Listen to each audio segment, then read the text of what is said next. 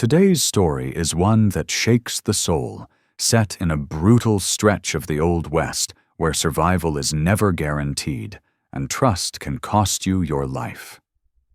This is a place where soldiers hunt, outlaws ambush, and ancient lands remember every drop of blood spilled upon them.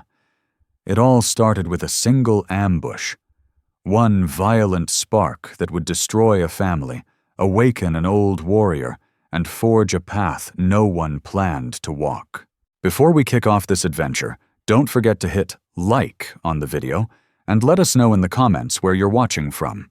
Dust and bone-colored haze twisted like ghosts around the 5 wagons as they groaned through the tight pass, boxed in by rust-hued canyon walls that stretched toward the sun.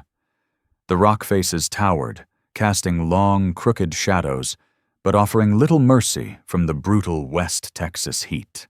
Above, vultures glided in lazy spirals, silent witnesses to the caravan daring to cross a land soaked in old blood, where Apache, Mexican, and American claims had long collided in fire and steel. At the second wagon's front bench, Elowen Pike sat upright beside the driver. Her copper-red hair, source of her namesake, was tightly wrapped beneath a wide-brimmed hat. While other women rode tucked away beneath canvas, Elowen refused to hide. She preferred to face the wild, to feel the world as it truly was. The raw, untouched edges of West Texas stirred something in her that Boston society never could. "You ought to ride inside, Miss Pike," the driver muttered without looking at her, his voice raspy like sand over stone. "This ain't country fit for a lady to be taking the wind straight to the face." Elowen turned her gaze to him, calm and piercing. "And yet here I am," Bram called her, still breathing, in spite of the dust and danger. Her father, Corin Pike, a merchant of rising power, was expanding his trade routes west. Though reluctant, he'd brought his daughter along, on the condition she manage records and stay far from trouble. But Elowen had never been one to obey the script written for her. As a child, she'd clung to maps, journals, and tales of perilous frontiers, while other girls stitched linen and chased suitors. Now 23, still unmarried, she'd turned away 6 would-be husbands in 2 years, much to her father's dismay. "Strange land," she murmured, more to herself than to Bram, as her eyes followed the sun-scorched canyon ledges. The rock faces reminded her of giants in slumber, their time-worn faces shaped by wind and memory. Bram clucked his tongue. "Strange? No, ma'am. It's worse than that. It's lawless. No one owns this canyon, not the army, not the settlers, and sure as hell not us." He spat over the edge of the wagon. "The Apache know every pass, every shadow. And the bandoleros? They cross back and forth like the land owes them something. We're just hoping to pass quick and pass quiet." Almost as if summoned by his words, the canyon went still. Bird calls died. The air held its breath.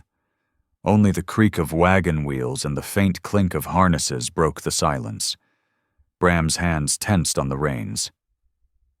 "Something's off," he whispered, reaching slow for the rifle tucked beside the seat. He never made it. A shot cracked loud as thunder, ricocheting through the canyon. The driver of the lead wagon jerked back, a red blossom spreading across his chest as he tumbled lifeless to the dirt. "Bandoleros!" someone hollered from the rear. Panic exploded.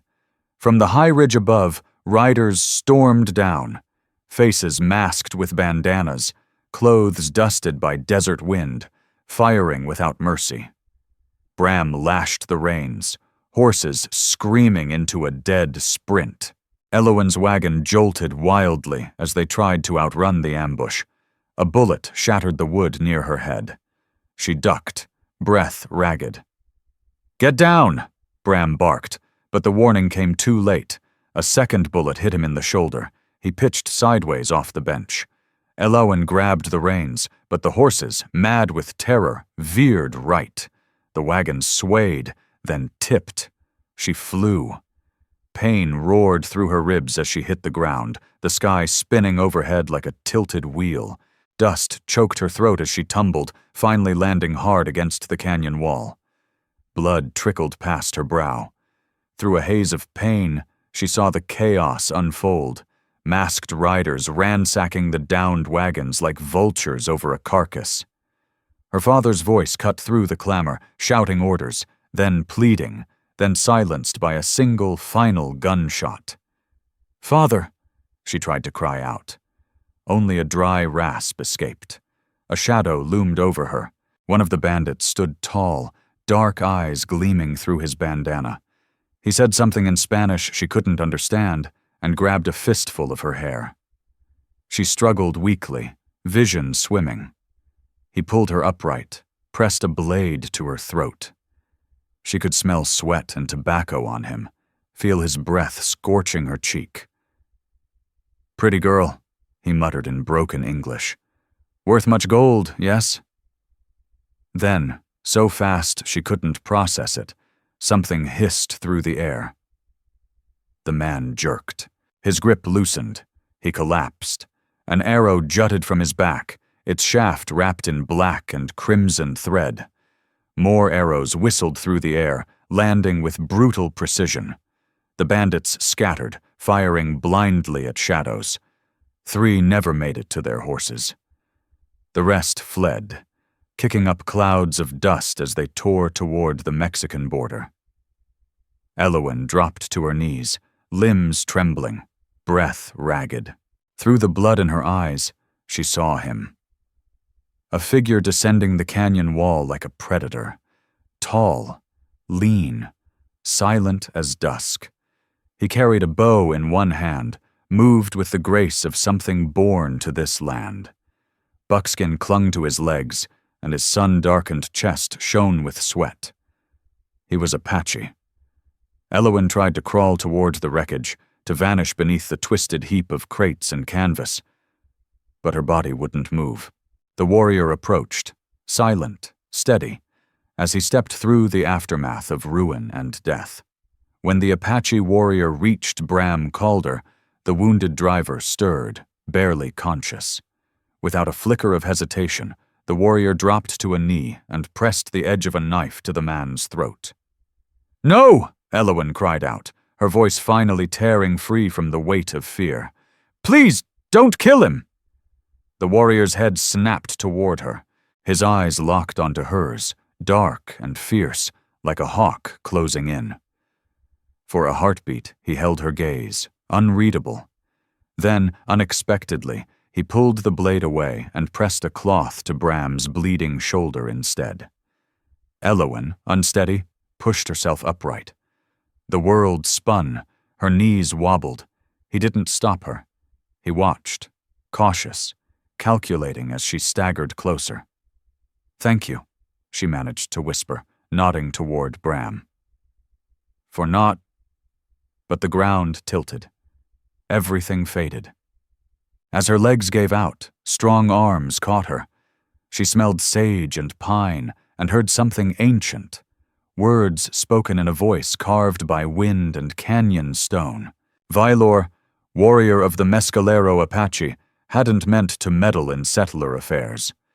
For 3 days he'd tracked the same bandoleros that had raided his people's hunting ground near the border. Vengeance, not mercy, had guided his arrows. But when he lifted the unconscious white woman, her hair like firelight flickering against the stone, something shifted. Perhaps it was the way she'd begged for the wounded man's life, despite her own danger.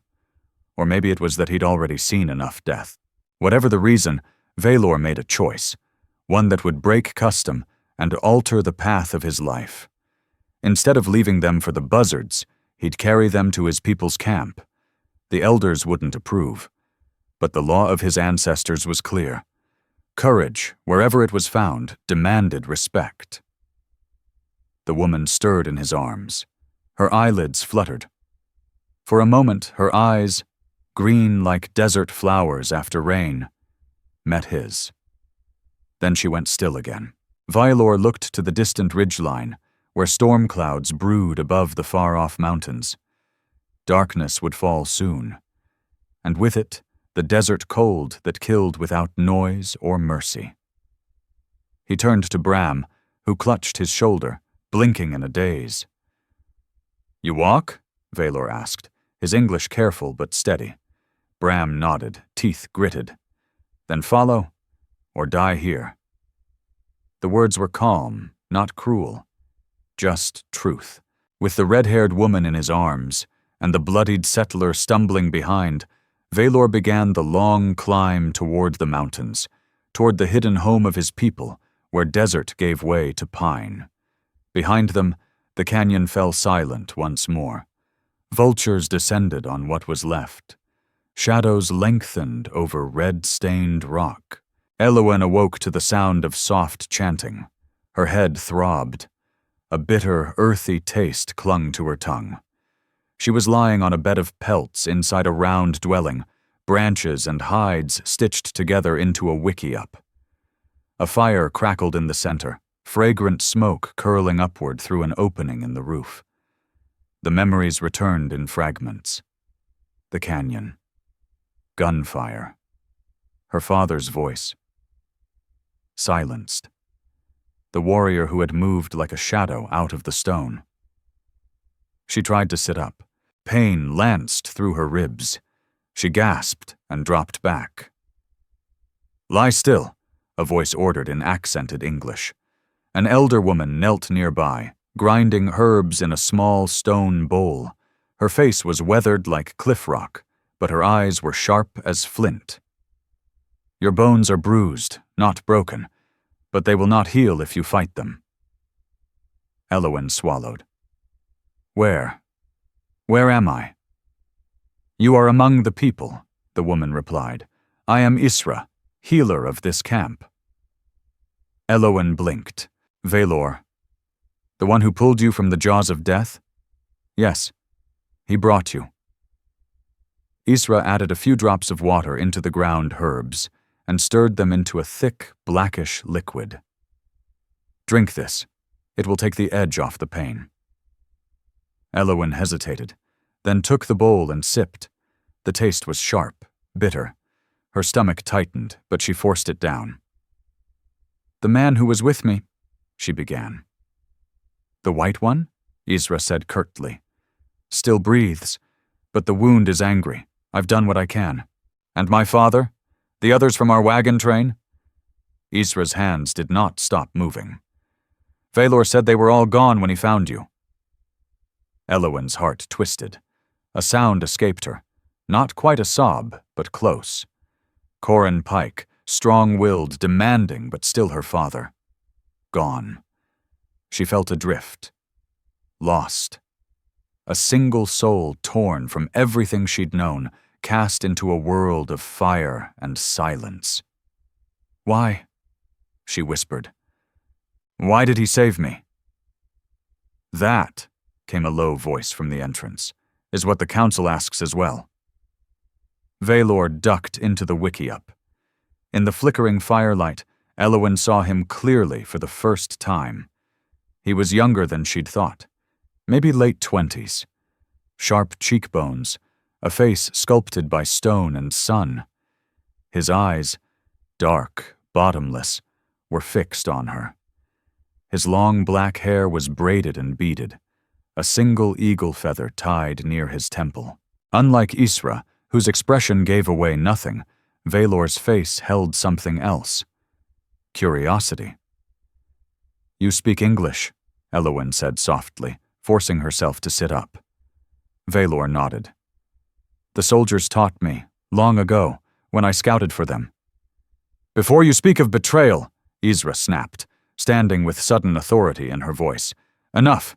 The council is waiting, Valor, and they won't wait much longer."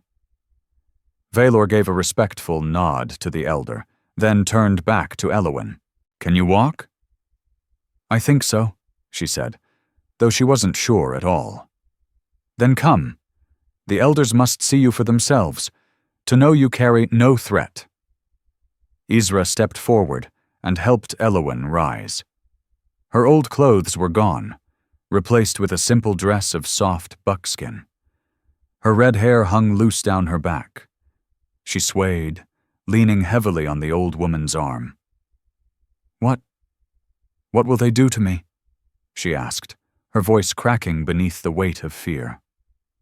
Valor's eyes softened. "Just slightly. They'll judge what happens next. But I've spoken for you already." Outside, the mountain air cut clean and cool, nothing like the choking heat of the canyon. The camp stretched across a flat ridge, dotted with wickiups arranged in a broad, loose ring. Children paused in their play, staring wide-eyed at Elowen. Women grinding corn and scraping hides looked up, some curious, others cautious. At the center of the encampment, elders sat in a half-circle around a larger fire. Men and women, weathered by wind and time, turned quiet as Valor approached, Elowen and Isra beside him. One elder rose. His face was hard and sun-baked like canyon rock. He spoke sharply in Apache. "Drax," Valor said, translating with a steady tone, "asks why a white woman should remain here, when her people bring nothing but graves to the Mescalero." Before Elowen could speak, shouts broke from a nearby shelter. A young warrior burst out, dragging a slumped figure, Bram Calder, by the arm. The driver's face was slick with sweat, his shoulder wound poorly wrapped. "This one tried to take a horse," the young man, Jalen, accused, tossing Bram down before the council. Valor's jaw clenched. He stepped forward, speaking rapidly to the elders. Drax listened, brow creasing deeper with each word. "What's going on?" Elowen asked, panic rising again. "Your companion," Valor answered grimly, "has broken a sacred law." "What law?" "He tried to steal, and the punishment is death." "No!" Elowen tore herself from Isra's grasp and stumbled forward. "Please! He's sick, afraid. He doesn't understand your ways." Drax turned a flat stare her way, then spoke again. His words were like stone. "He says," Valor translated, "that all white men know what theft is. They just choose not to care. He says, it is what they do best." Bram looked up at Elowen, his eyes unfocused from fever. "Run, Miss Pike," he rasped. "While they're distracted, get back to civilization." "I won't leave you," she said, then turned back to the council. Drawing in breath through the pain, she stood taller, pulling from the last reserves of strength. "I thank you for your mercy, for saving us. But if punishment must be given, then let it fall on me, too." She looked each elder in the eye. "We're both strangers here, and we both stand in your hands," Valor translated. The council murmured. Drax's eyes narrowed. Then he spoke again, low and slow. "He wants to know," Valor said, voice quieter now, "why a woman like you would risk herself for a common man." Elowen straightened, despite the fire in her ribs. "Because the worth of any people is shown in how they treat those who depend on them. My father taught me that." Silence hung like smoke. Then Drax spoke at length. "You both may stay," Valor translated at last, and this time a hint of relief touched his voice. "Until the next full moon. By then the driver must be strong enough to walk, with or without you." "And if I choose to leave before then?" Elowen asked. Valor's gaze met hers, holding something neither of them said aloud. "You're not a prisoner," he said, "but the desert will kill you before noon. Bandoleros still hunt these passes. Soldiers patrol the low valleys. Here, you live." The council rose and drifted away, leaving Elowen beside Bram's crumpled body. Isra and two younger women stepped in, lifting the wounded man gently toward the healer's lodge. "Thank you," Elowen said to Valor, her voice soft as ash, "for speaking for us." "I didn't speak for him," Valor replied, his voice quiet but firm. "That man, He would have left you behind. You don't know that. I do, Valor said. His eyes didn't flinch. I've known many white men. Few risk themselves for a woman who doesn't wear their ring. Then why did you risk yourself for me? She asked, more sharply than she meant to. Valor hesitated. You could have left me in that canyon. He turned, looking to the thunder clouds stacked above the distant mountains. Maybe, he said, low. I wanted to prove not every man runs from those who need him. Then he walked away, leaving her in silence, with only the wind and her thoughts. That night, in Isra's wickiup, Elowen lay wide awake, staring at the shadows dancing across the roof. Bram was too weak to move, but she was getting stronger. If she could take a horse, succeed where Bram had failed, maybe she could reach Fort Davis in 2 days. The soldiers would take her in, take her home. Back to the world she used to know. Back to safety. But as she listened to the rhythmic breathing of the camp beyond the walls, Elowen Pike began to wonder. Was it safety she still wanted? Lying awake beneath the open smoke hole of the wickiup, Elowen Pike stared at a sky thick with stars, brighter, wilder than anything she'd ever seen above Boston rooftops. But instead of comfort, the sight filled her with an ache she couldn't name. What future even waited for her back east? Her father was gone.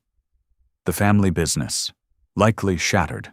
She'd return as a woman alone, without wealth, without station, with little more than scandal clinging to her name. Still, surely that was better than staying here, among those her people called savages. With that thought holding firm, Elowen waited until Isra's slow, rhythmic breathing signaled sleep. Then, moving like a ghost, she slipped outside. The camp lay hushed in silver and shadow. Only a few sentries watched the edges. Elowen crept from one dark shape to the next, every step a bolt of pain through her ribs. But she pushed on, heart pounding, until she reached the corral on the eastern rim. The mustangs, compact and desert-hardened, lifted their heads, ears flicking. She murmured soft words and reached toward a dun mare, palm outstretched. "Just a short ride," she whispered. "That's all I need from you." "Not the wisest trail to ride tonight," came a voice behind her, low even. She turned fast, stumbling. Valor stood a few paces back, arms folded. No anger on his face, no judgment, just a quiet surety, like he'd known he'd find her here. "I can't stay," she said, lifting her chin. "This isn't my place." "And where is your place, Elowen Pike?" he asked, using her name for the first time. "With soldiers who chase my people into shadows? With settlers who mark every stream and hill as their own?" "I don't belong in either world," she admitted. "But at least among my own, I know the rules." Valor stepped forward. In the far distance, firelight caught the edge of his cheekbone, lit a gleam in his eye. "You are not our prisoner," he said. "If you wish to leave, I won't stop you." Elowen blinked. "You won't?" He nodded toward the dark ridges beyond. "But that way lies mountain lion and coyote. The moon hides tonight. Even I wouldn't cross those passes before sunrise." She hesitated, looked from him to the mare, then back. "Why help me?" she asked. "Your people clearly don't want me here."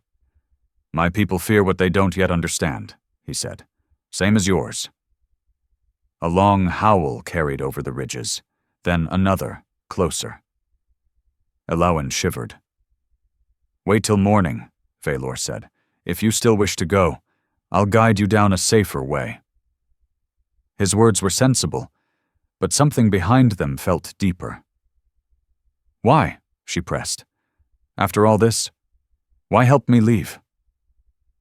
Valor paused, eyes moving across her face like he was trying to remember it forever. "Because a cage," he said, voice rough, "even one built to protect, is still a cage. He looked out at the night. My people were forced into reservations by those who claimed it was for our own good. I will not do the same to you. The words hit harder than she expected. This man, raised to be her enemy, spoke of freedom like it was breath itself.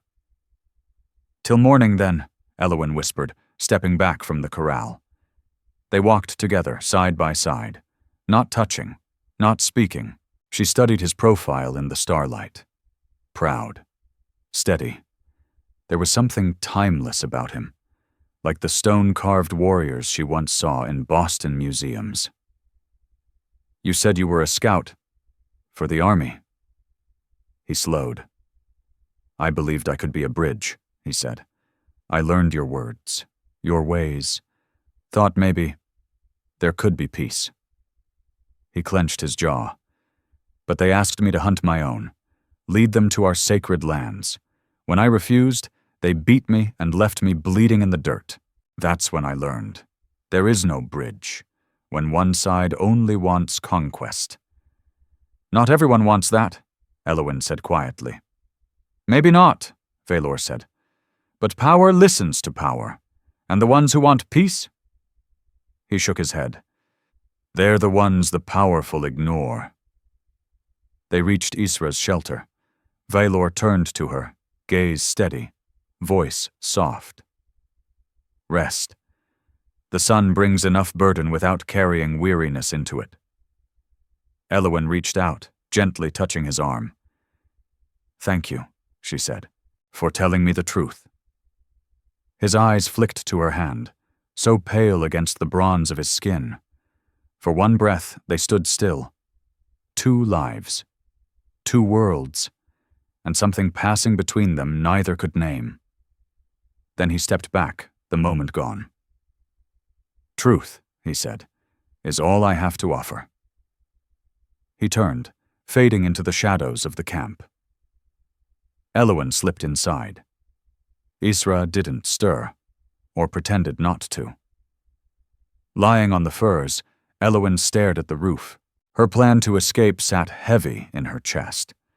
No longer so sure.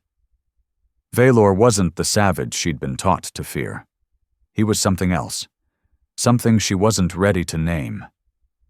For the first time since waking in Apache hands, Elowen felt curiosity, not fear. What else might prove false if she just dared to look again? And with that thought, she drifted into sleep, no longer dreaming of escape, but of shadows. There was something in Valor's eyes, a weight, a weariness, that stayed with Elowen Pike long after he disappeared into the night. By the time dawn crept over the eastern ridge, cold and pale, she had made up her mind.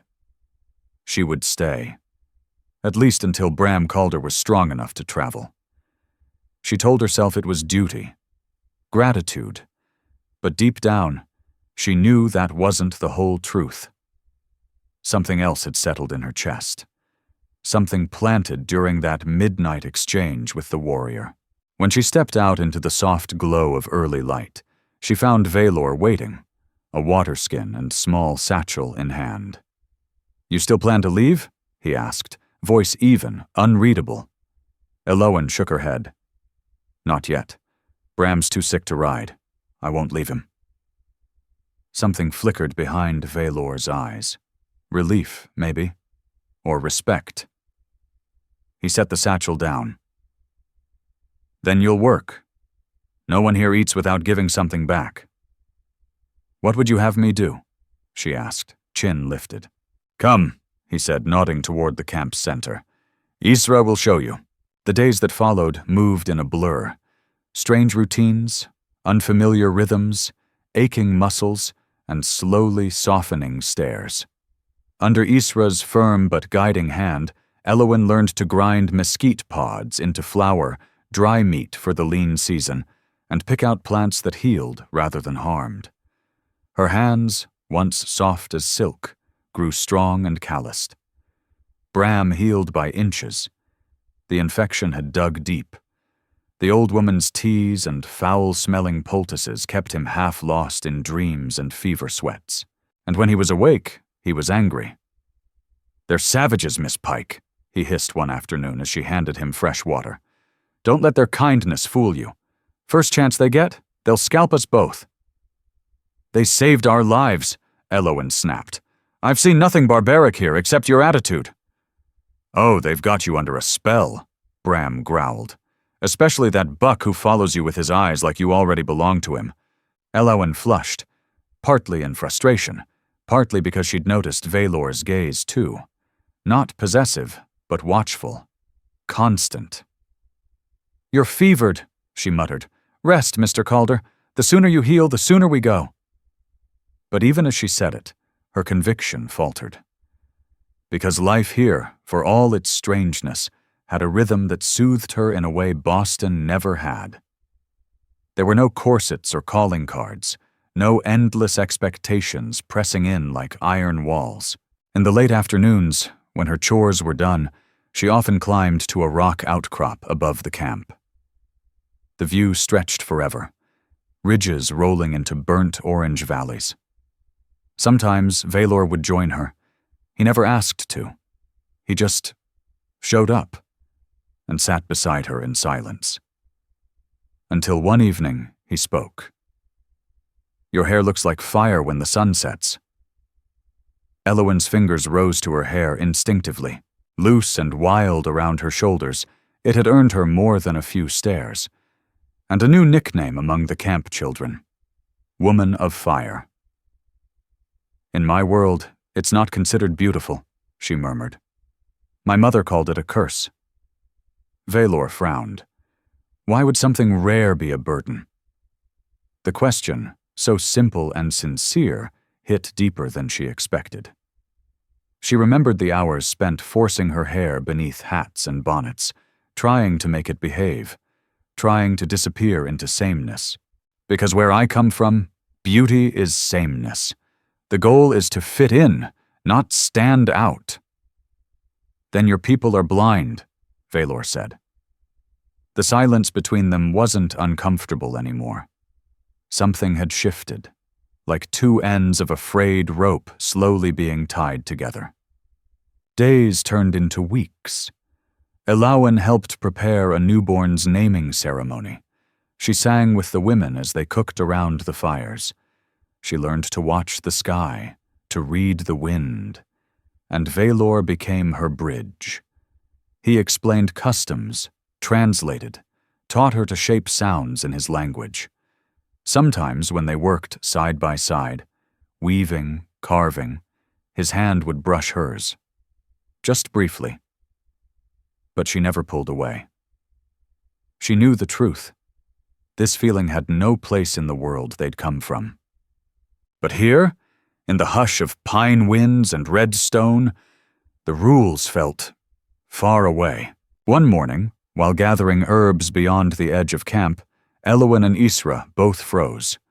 The old woman's eyes narrowed. Her hand gripped the pouch at her side. "Riders," she said. "Many."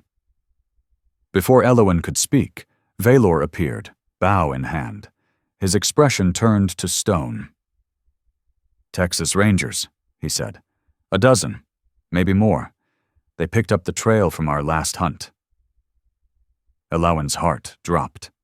The Rangers were known for their ruthlessness, especially toward Apache, who dared live free beyond reservation lines. "What will you do?" she asked, barely above a whisper. "The children and elders are being moved to the high caves," Valor answered. "The rest of us will stand ready." "Let me talk to them," Elowen Pike said urgently. "They're my people. They might listen to me." Valor's expression hardened, his dark eyes narrowing. "Are they?" he asked. The question hit like flint striking steel. No anger, just truth hanging in the air between them, too sharp to touch. "I can stop this from turning violent," she insisted. "Please, Valor." He paused, then gave a single nod. "Come, but stay behind me until we know their aim." They descended the narrow trail quickly. The sun had barely cleared the ridges when the Texas Rangers reached the plateau edge. Around the camp, Apache warriors crouched behind stone outcroppings, bows drawn, arrows ready. The rangers halted at a respectful distance.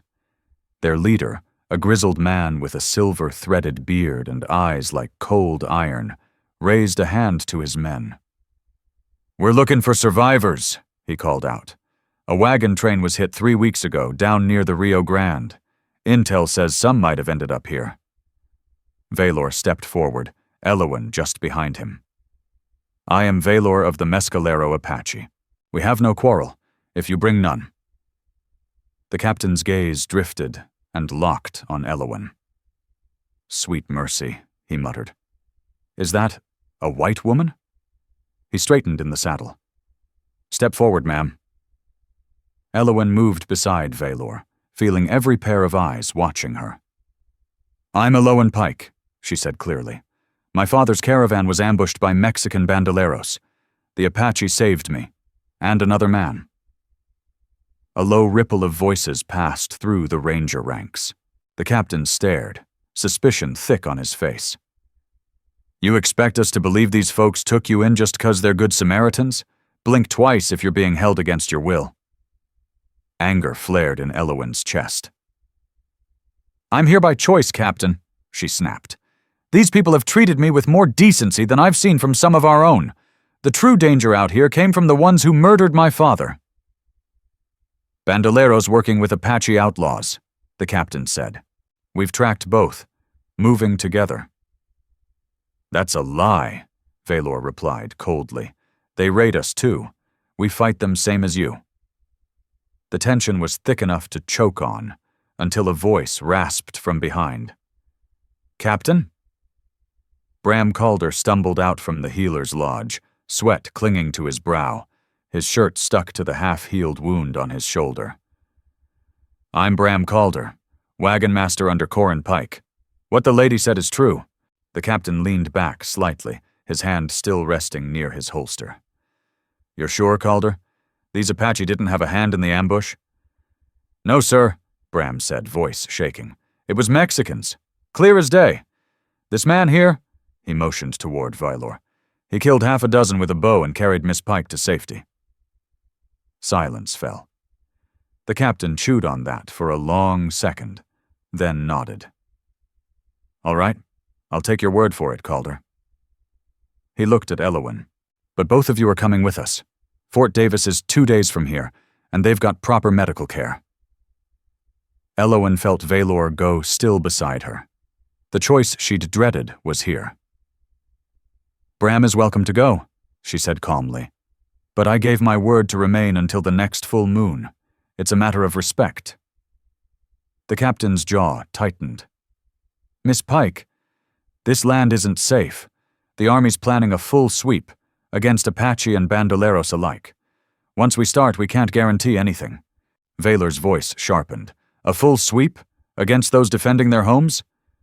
The captain's hand edged toward his gun. "I've said too much already." He looked straight at Elowen. "Your father was a respected man. His partners in San Antonio are expecting you. I must insist you ride with us."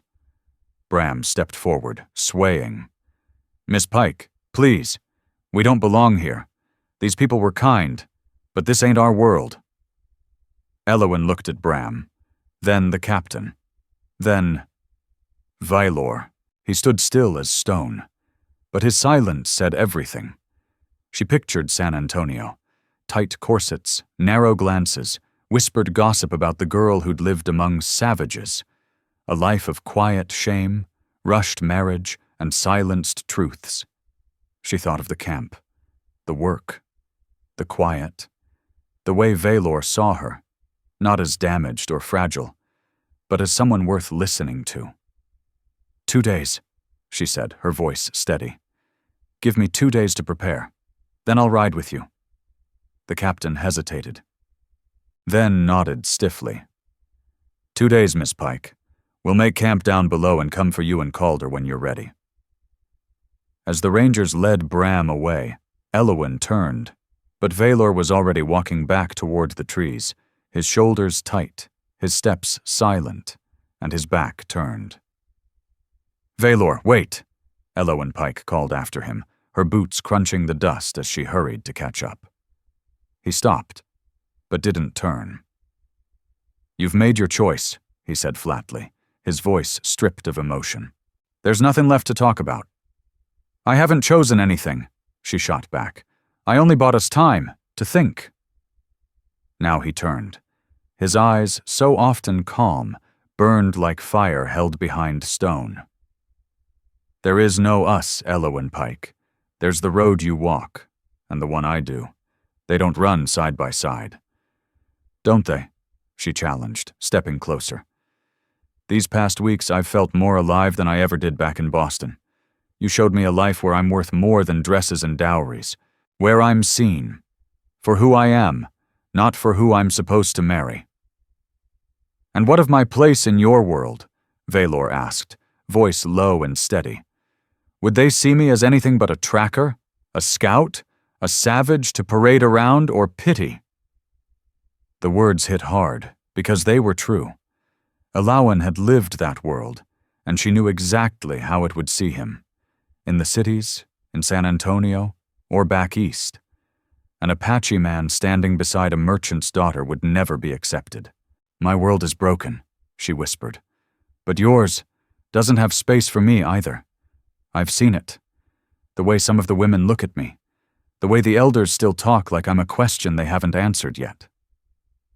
"They fear what they don't understand," he said, echoing his own words from weeks ago. "As do your people." "Then we're both trapped between two worlds," Elowen murmured, "belonging to neither." They stood that way, facing each other, both knowing the truth, both carrying the weight of what could never be simple. Then, quietly, Valor reached up. His fingers brushed a loose strand of her copper hair. "The first time I saw you in that canyon," he said softly, "I thought you were some spirit from the stone, too wild to die, too bright to be real." Elowen felt her breath catch. His hand moved to her cheek, warm and steady. "And every day since has only proved it." Her heart slammed against her ribs. She opened her mouth to speak. "Go with the Rangers," he said, stepping back. "Return to your world. That's where you'll be safe when the soldiers come." "What about you?" she asked, catching his wrist. "What happens to you, your people, when the army comes for this place?" A shadow crossed his face. "We fight, or we vanish, just like we always have. The desert's cradled us for generations. It'll do so again." "Let me help." Elowen's voice trembled. "If I return to Fort Davis, I can learn more. I can send word. I can— No." Valor's voice was firm. "I won't have you risking your life for us." His meaning hung in the air like a noose. If the army learned she was passing information to the Apache, it wouldn't end with exile. It would be treason. "I can't just walk away," she whispered. "Not now. Not when—" "When what?" he asked. His voice was quiet now, but his eyes searched hers with burning intensity. Elowen didn't answer. Instead, she stepped forward and kissed him. At first, he didn't move, frozen in surprise. Then, slowly, his arms wrapped around her, pulling her into him as he kissed her back with equal fire. When they broke apart, breathless, he pressed his forehead to hers. "This can't be," he murmured, though his hands still rested at her waist. "Why not?" she asked. "Because of our skin? Because our people are at war?" "Because I've lived between two fires," he said, "and I wouldn't drag you into the same pain." Elowen placed her palm to his cheek, feeling the sharp line of his jaw beneath her fingertips. "Some choices are worth pain," she whispered. "Some loves are worth everything, even if the world says no." The word love hovered between them, unspoken, undeniable. What began as gratitude had grown into something deeper, something neither of them had planned. Valor turned his face into her palm and kissed it gently. 2 days, he said quietly. We've got 2 days to figure out if there's a way through this. That evening, as dusk swallowed the camp in amber and smoke, an unexpected visitor arrived. A Mexican vaquero, his face drawn tight from dust and distance, rode in under escort from 2 Apache scouts. He dismounted, speaking rapidly in Spanish, hands gesturing urgently toward the valley below. Valor listened, brow furrowed. Then he turned to Elowen. He says the Rangers didn't come alone. A full cavalry company's joined them, with artillery. Elowen's blood ran cold. They're camped less than half a day's ride from here. The vaquero went on, voice grim. Valor translated again. They plan to strike at dawn. 2 days from now. They'll drive us south, straight into the Mexican army's hands. It's a trap. The firelight carved harsh shadows across Drax's face as he stepped forward and spoke at length. His voice was low, but his words held finality. When the elder finished, Valor turned back to Elowen. The chief has spoken. We leave tonight, north into the high country, where the soldiers can't follow. All of you? She asked, glancing around. The women packing food, the children still laughing by the fire, the old ones tending embers. He nodded once. All of us. All of us, Valor confirmed. By midnight this camp will be gone. The vaquero, dust-stained and weary, slipped away into the deepening dark as quietly as he'd come. In his wake, the entire camp exploded into movement, silent, swift, disciplined. Elowen Pike worked shoulder to shoulder with the women, tying bundles of dried meat, binding herbs, folding hides, breaking down lodge poles. All around her, horses were roped, packs lashed tight, the entire world they'd built dismantled before the moon crested the hills. And as she moved, hand stained with dust, braid falling loose over her shoulder, clarity struck her like a bell rung clear in the canyon. She didn't want to return. Not to Fort Davis, not to society's cold hands and colder expectations. Here, in this place deemed uncivilized, she had found not just shelter, but meaning. But she was also a burden. The moment she didn't appear for the Rangers, they'd come hunting. Harder, faster, believing she'd been taken. As Isra approached, offering her a travel bundle, Elowen made her decision. I'm not going, she said quietly. Isra's eyes narrowed. You've chosen to return to your people then? No, Elowen said, firmer now. I'll stay behind, to mislead them. I'll tell them your people rode south. It'll give you time to reach the northern passes. Isra stared at her a moment, then nodded with a solemn weight. Your heart beats like one of us, woman of fire. But Valor will never agree. Valor has to think of his people, and so do I. And he did react, exactly as Isra had predicted. No. Valor's voice was hard, unbending, as he lashed gear onto a pack horse. You're coming with us. And lead the Rangers right to you? Elowen pressed. You said it yourself, they already doubt me. If I disappear, they'll track you without rest. If you stay, Valor snapped, turning toward her, they'll imprison you. Or worse, I won't leave you to that. She stepped closer, lowered her voice. Listen to me. I'll tell them I escaped, that I was held but got away while you fled south. They'll believe it. They want to believe it. You'd call us kidnappers? He asked, hurt lacing his tone. I'd say what I had to, she whispered, to protect you, to protect what we have. The camp around them had nearly vanished into bundled gear and waiting horses. Time was short. The stars were already brightening overhead. Valor took her hands, his own calloused fingers trembling faintly. There's another way, he said after a breath. Come with us now. Once we reach the high country, I'll take you to a trade post run by a fair man. If you still wish to return after that, I won't stop you. It was a middle path, a chance to live, to choose. But Elowen's heart twisted. That path still led away. "And if I don't want to go back?" she asked, voice barely audible. Valor's grip tightened. "Then we'll make a place between worlds," he said. "Together." The word hit her like warm sunlight after a storm. Together. A promise. A future she'd never imagined. Not in Boston, not in books, not in all her proper upbringing. She smiled despite herself.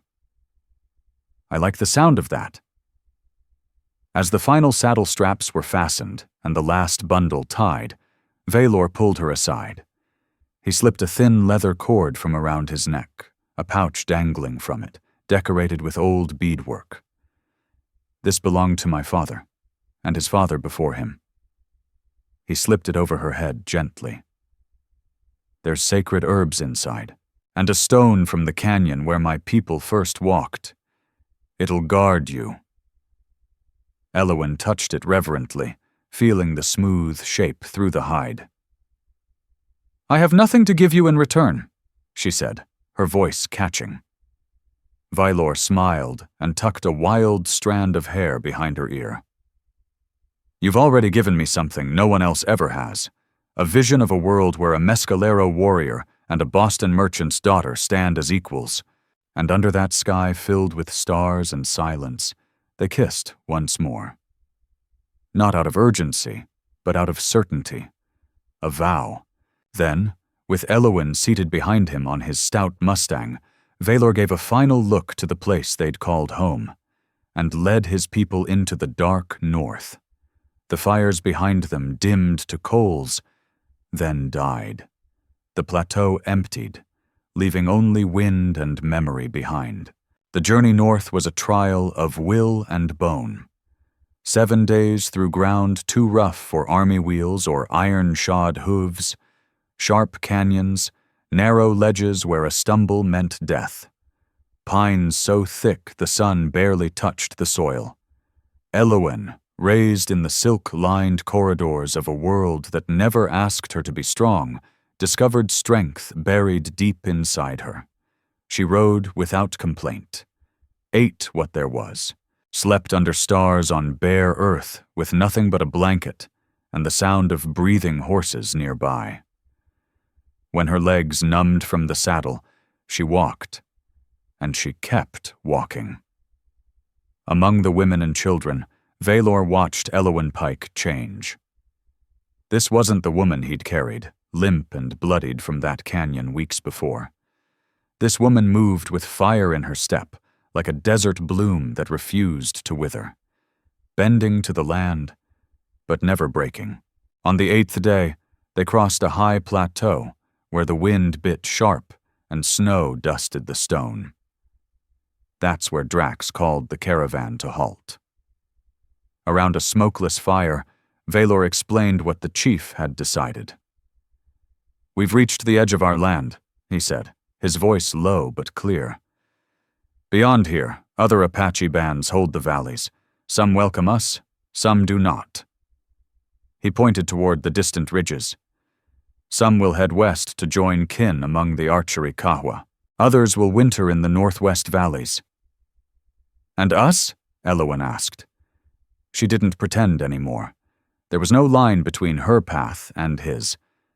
A flicker of a smile touched his lips. "There's a valley I know," he said. "High in the back range, hard to reach, harder to find. There's game, hot springs that never freeze. A good place to vanish from the world." The life he offered was stripped to its bones. No noise, no politics, no hatred. Just land, labor, and quiet. It was beautiful. But Elowen, who had learned to dream with her feet on the ground, shook her head softly. "We can't stay hidden forever," she said. "The world finds a way in, sooner or later. And sometimes, we need what only it can offer." Valor nodded slowly, conceding the truth. "There's a traitor," he said. 3 days' ride from that valley. Name's Auric Fenn. German. Been here since before the war. Trades fair, asks no questions. He's helped us before. You trust him?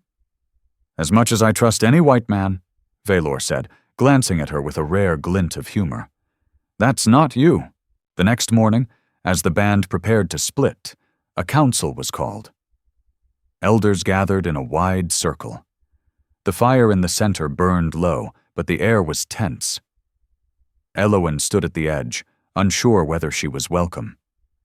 Until Isra appeared at her side, eyes grave. They're speaking of you, she said. Of you and Valor. Elowen felt her chest tighten. She had tried so hard to earn her place, but part of her had always expected this reckoning. They want me gone, she said, squaring her shoulders. But Isra shook her head. Not all. She looked out across the circle. They've seen how you look at him, and how he looks back. Some remember older times, when we took wives from other tribes, back before the border was carved. Why should this be different? Before Elowen could answer, Valor approached, his face unreadable. The council wishes to speak with you. He extended his hand. With Isra beside her and Valor steady at her other side, Elowen stepped into the ring of elders. Drax, seated with his long arms resting on his knees, gazed at her like a hawk weighing the wind. Then he spoke slowly, deliberately. The chief asks, Valor translated, if it's true that you wish to remain, not just with me, but with the people. Elowen didn't blink. It's true, she said, if you'll have me. Another pause. Drax's next words were longer, heavier. He wants to know why, Valor translated. Why would a woman of your upbringing choose hardship among those your people call enemy? Elowen met the chief's eyes. Her voice, when it came, was steady. Because here I found something real, she said. Back where I came from, we live behind polished glass and polite lies. We ignore injustice if it threatens comfort. But here, I've learned to face things as they are. The beauty, the danger, the truth. As Valor relayed her words, murmurs stirred among the elders. An old woman, her face lined with smoke and loss, leaned forward and spoke, her voice sharp as flint. She wants to know, Valor said, what you can offer. What good are you when winter hits and the food runs low? Elowen didn't flinch. I can work. I've already learned to tan hides, make medicines. I speak English and Spanish. Maybe I can help in trade. And I know how soldiers think, how they plan. That might keep us alive. One by one, the elders questioned her. They poked, they pried, not out of cruelty, but out of need. And Elowen answered each one. Not with pride, not with defensiveness, just with the truth she'd earned with her hands, her sweat, and her scars. Finally, Drax lifted his hand.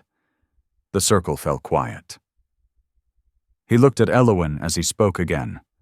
This time not through Valor, but to her directly. His tone softer, his gaze unwavering. Valor translated in a hush.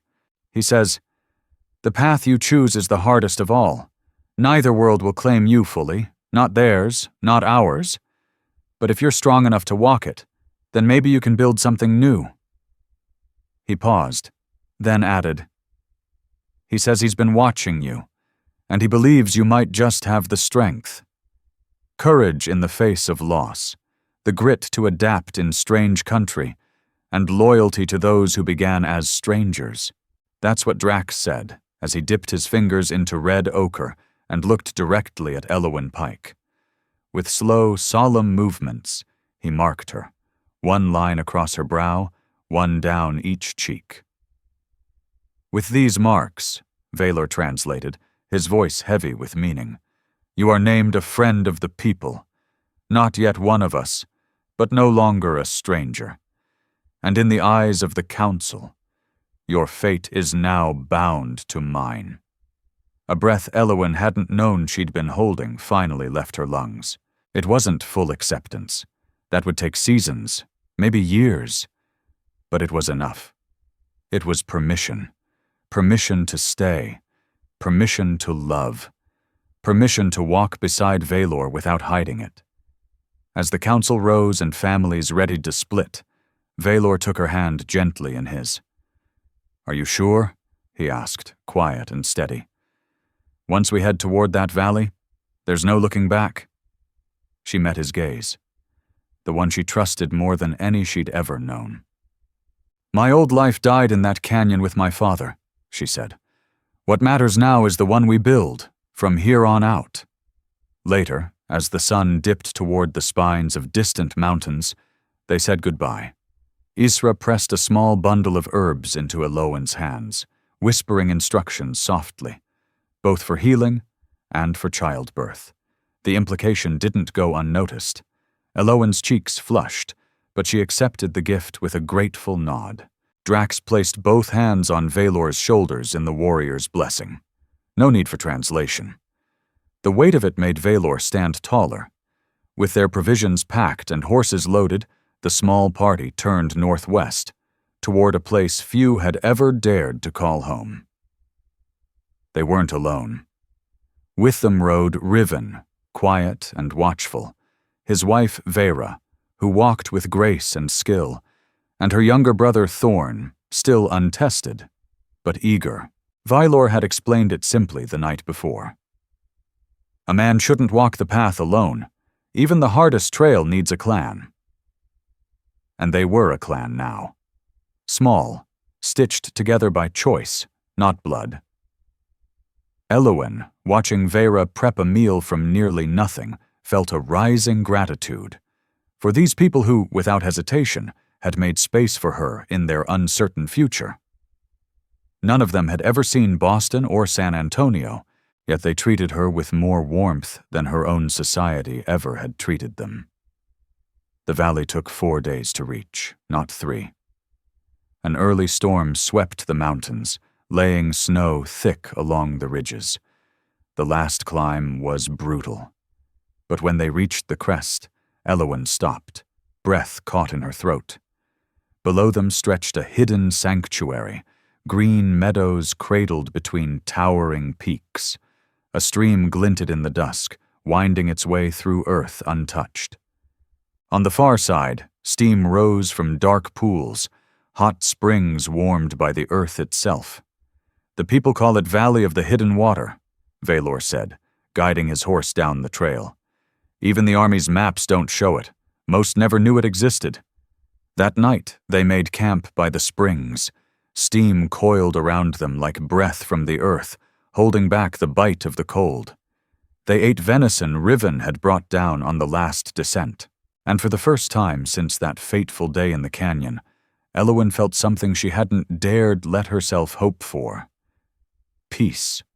Not the kind born of ignorance. She knew the world's cruelty well enough now, its armies, its border raiders, its hunger. But here, in this circle of firelight and chosen family, she felt the kind of peace that comes when you stop running. The next morning, they began the work of staying. Shelter had to be built before the deeper snow. Using skills passed down over generations, the group chose their spot, protected from the wind, near the springs, with sunlight enough to warm the hides and cook. Elowen worked beside Vera, learning how to weave saplings into the dome of a winter wickiup, how to lash joints with rawhide, layer pine boughs for insulation, and finally cover it all with thick hides and canvas Valor had salvaged during his days with the scouts. By sundown, 2 lodges stood, one for Riven's family, and one, smaller, simpler, for Valor and Elowen. Night came, clear and cold. The stars hung low. The firelight was soft. Elowen stood at the entrance to the lodge she now shared with the man who had saved her, challenged her, and chosen her. Valor approached with an armful of furs, pausing when he saw her face. "We can build another shelter, if you'd prefer," he said gently. "There's no rush, no pressure." She stepped forward. "No," she whispered. "I want to be with you. I'm just..." This isn't the life I imagined, but it's the one I want." He laid the furs down, then took her hands in his. "The path the Creator sets. It's never the one we expect," he said, "but that doesn't mean it's not the right one." She searched his eyes. "Do you regret it? Any of it?" Valor didn't speak. Instead, he kissed her. And in that moment, his answer was louder than any vow. When they finally pulled apart, Valor rested his forehead gently against hers, their breath mingling in the still, chill air. "I'd rather lose everything," he whispered, "than spend a single day without your love." The words weren't grand. They were simple. But they were final. Binding. A vow no preacher or ceremony could make stronger. That night, wrapped beneath heavy furs inside the small lodge they'd built with their own hands, Elowen and Valor sealed that vow, not with words, but with the oldest language known to man, skin to skin, soul to soul, a dance of fire and trust. In the days that followed, their little clan found a rhythm, something strong enough to weather the long winter ahead. Riven and Valor hunted elk and deer, returning with meat for the fire, hides for warmth, and bones to carve into tools. Vera taught Elowen how to dry and smoke the meat using desert knowledge passed down from generations before. Young Thorn, quick and eager, proved surprisingly good at fishing in the cold creek, bringing in trout and precious oil for their lamps. Just as promised, 3 weeks after they settled, Valor took Elowen and Riven to see the trader. Auric Fenn's outpost was tucked low in a protected hollow, 2 days' ride from the valley. It was more than a shack. It was a solid log structure with a real stone chimney, smoke curling lazily above it. Auric, broad-shouldered, silver-bearded, sharp-eyed, didn't blink at the sight of their group. He traded fair, offering coffee, flour, bullets, metal tools, all the things they couldn't make themselves. When Valor introduced Elowen as his wife, Auric gave a slow nod. "The mountains don't give a damn what color your skin is," he said in a thick German drawl. "Only that your spirit's strong enough to survive." Before they left, he pulled Elowen aside. "This life you've chosen? It ain't easy," he said softly. "But folks like you, folks who love across the old lines, you're the ones building bridges. Maybe the future belongs to people like that, even if they don't live long enough to see it." His words stayed with her as they rode back through the snow. Were she and Valor bridge builders? Not rebels, not runaways. But maybe something braver than both. Winter came hard and silent. Snow draped the valley like a heavy quilt. Trees creaked under the weight. The wind spoke in long, lonely sighs. But inside their lodge, with firelight flickering and Elowen curled against Valor, the cold never reached them. They built a world of their own. Quiet, simple, good. Elowen taught him to read and write English. With bits of charcoal on deerhide, she sketched out words, letters, sounds. In return, he taught her his language. Not just the words, but the way they shaped the world differently. He taught her songs that came from the wind and silence. She taught him the voice of books. They also learned the language that needed no tongue. Laughter, hands brushing, the comfort of silence shared.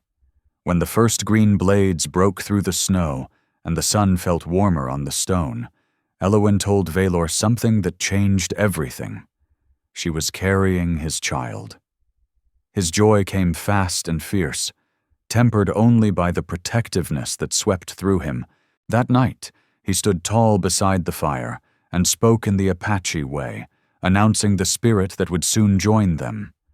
He gave thanks to the Creator, to the valley, to the tribe that still beat quietly within him. Vera, heavy with her own child, embraced Elowen warmly. "Our children will be cousins," she said with a smile, her English smoother than before. Family?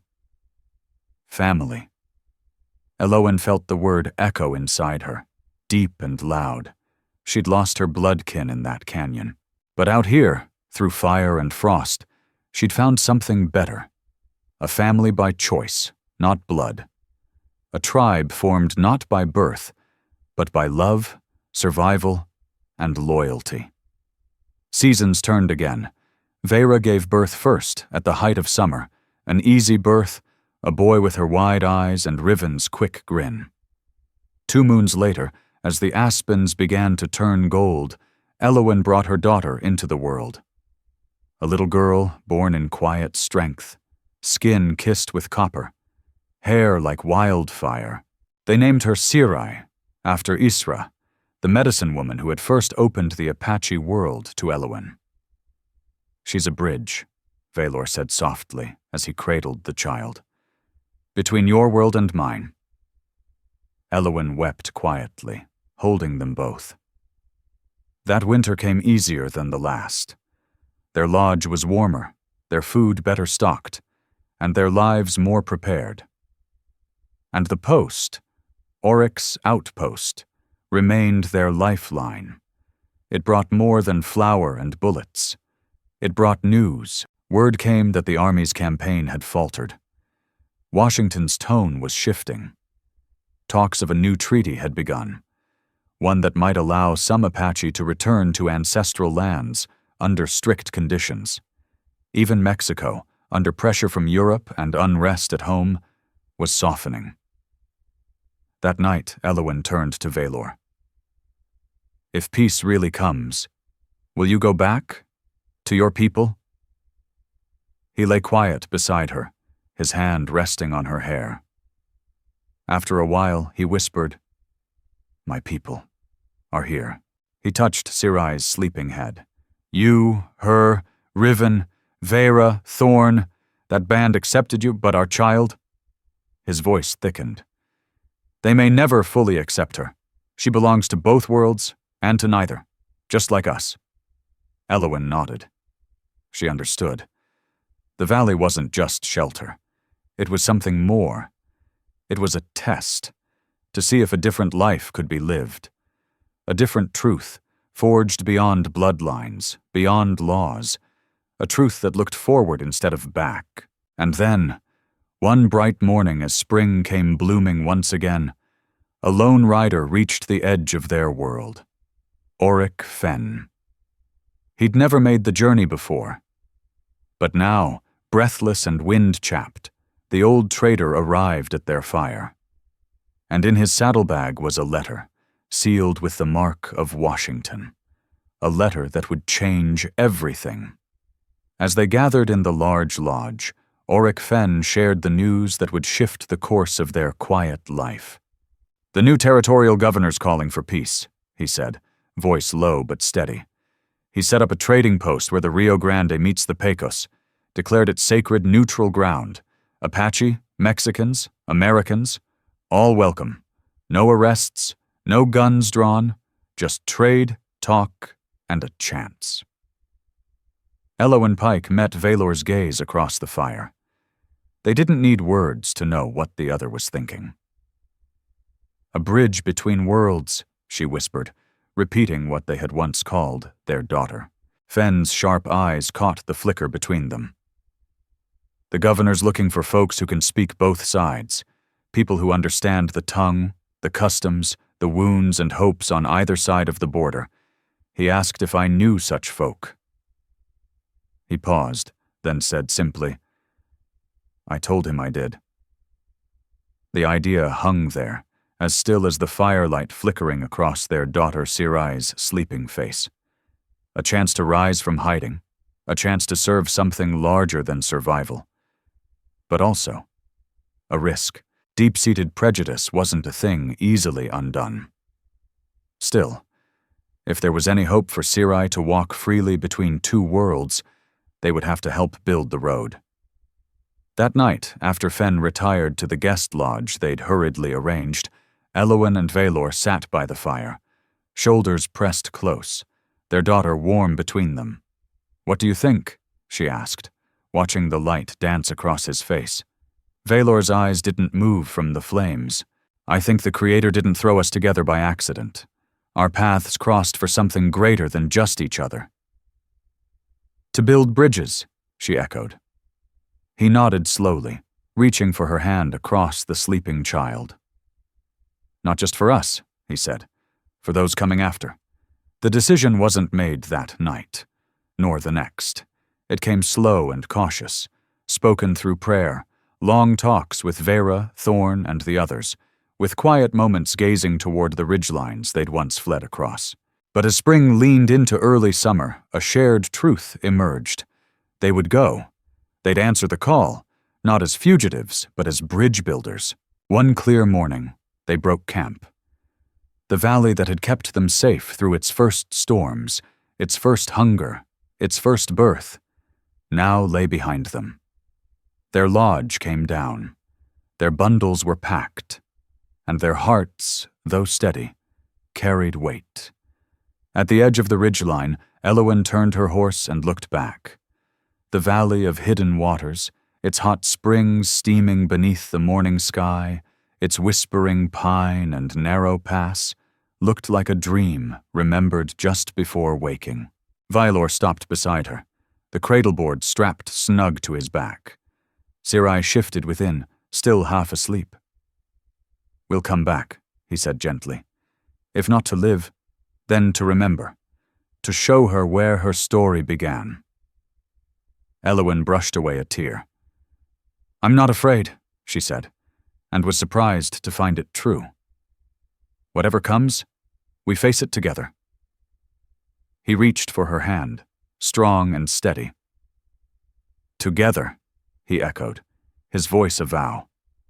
And with that, they turned toward the border. Not as outlaws this time, not as ghosts in the mountains, but as a family stepping into the world with open eyes and something to offer it.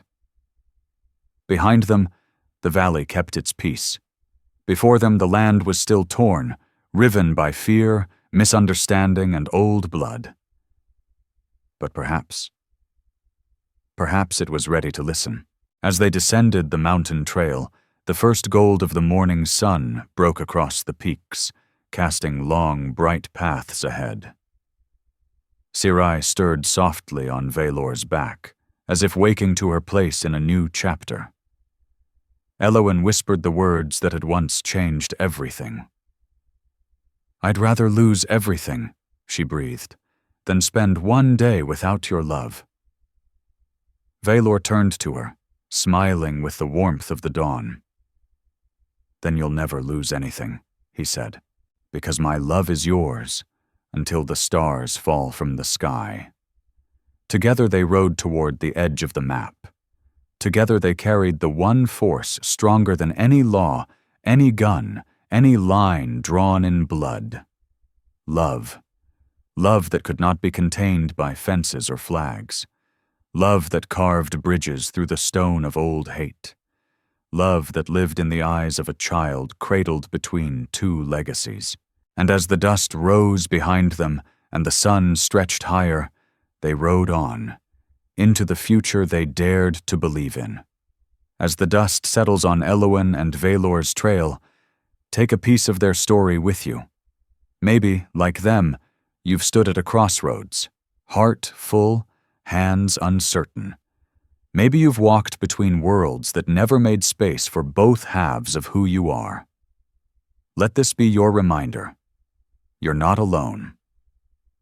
And the map of your life is still unfolding. Some stories don't begin in comfort. They begin in fire and loss and bold, impossible choices. But if you ride forward with love in your heart, there is always a trail home. Their story reminds us. The deepest transformations don't start in peace. They rise from dust, from silence, from those midnight crossroads where we face the unknown with nothing but hope in our fists. Maybe you've stood where Elowen Pike once stood, lost in a strange land, unsure who you were or where you belonged. And yet, like her, maybe you've felt that spark, that quiet strength that says, "Keep going. And perhaps, like Valor, you've walked the lonely trail between two worlds, caught between what's expected of you and the truth of who you are. His journey reminds us, sometimes the path meant for you isn't the one you're shown. It's the one you carve with your own hands, across lines others were too afraid to cross. So tonight, as you settle into rest, let go of the borders others drew around your heart. Let the fences fall. Let what was and what could be blur together like dawn over canyon stone. Because your story isn't over, not by a long shot. With every choice, every act of bravery, every moment of love stronger than fear, you're writing your next chapter. And just like Elowen and Valor beneath the stars in that valley of hidden waters, you're being watched over, guided, carried. When morning comes, rise with the quiet certainty that you matter, that your journey echoes farther than you think, that you are not alone, because the trail home isn't always marked. Sometimes it's made by those bold enough to love where no love was expected, to belong in a place that had no space until they carved it out themselves. So sleep well, dream wild, and wake ready to walk forward with the kind of strength that writes legends in the dust. Finally, let me send my deep thanks to you. We appreciate you more than you think. If this tale stirred something deep inside, we invite you to remain part of this frontier of memories. More true stories of honor, compassion, and destiny are waiting for you here. Subscribe, share, comment, and thank you for riding with us today. Aviso legal. Disclaimer. Our content is designed for artistic and entertainment purposes and may reinterpret historical themes using fictional touches. We apply AI tools thoughtfully, only to support production, while keeping human supervision over editing, emotional tone, and narrative coherence. We always comply with regulatory guidelines for AI-based media and avoid deepfake practices or identity manipulation. All supporting components remain legally sourced. Please ask for authorization before sharing or adapting any segment. Your respect makes it possible for us to continue telling meaningful stories.